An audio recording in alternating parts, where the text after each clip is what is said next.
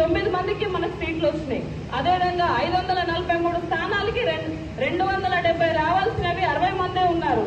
మరి 18 మందికి ఇద్దరే ఉన్నారు. ఇప్పుడు సీతక్క కొండా సురేఖక్కను చూసుకుంటే మరి ఎటువంటి స్థానాల్లో ఉంచారు వాళ్ళని అంటే బడ్జెట్ లో లేనివి, పాలనకి అధికారానికి గురికానివి, అంటే ఏదో ఇచ్చిన మాట ఇచ్చినాం అన్నట్టు నామకే వస్తే ఇచ్చారు.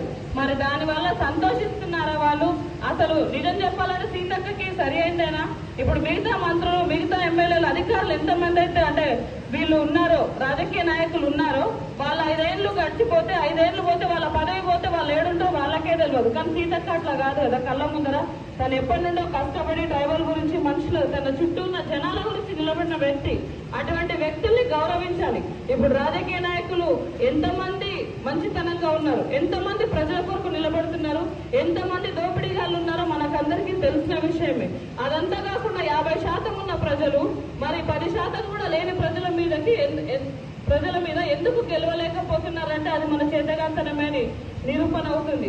ఎందుకంటే మనలో నుంచి ఒకటి అటు వెళ్తుంటే ఇంకా వీళ్ళందరినీ అటు తీసుకెళ్తున్నారు తప్ప వాళ్ళని ఇటు తీసుకురావట్లేదు. అది సత్యం.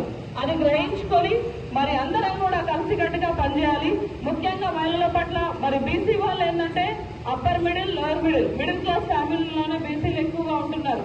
ఎవరో ఒక 5% పీపుల్ మాత్రమే భూములు ఉంటాయి తప్ప, వాళ్ళ అప్పట్లో తాత ముత్తాతల నుండి వచ్చిన ఆస్తులు ఉంటాయి తప్ప కోటేశ్వర్లు కాలేకపోతున్నారు.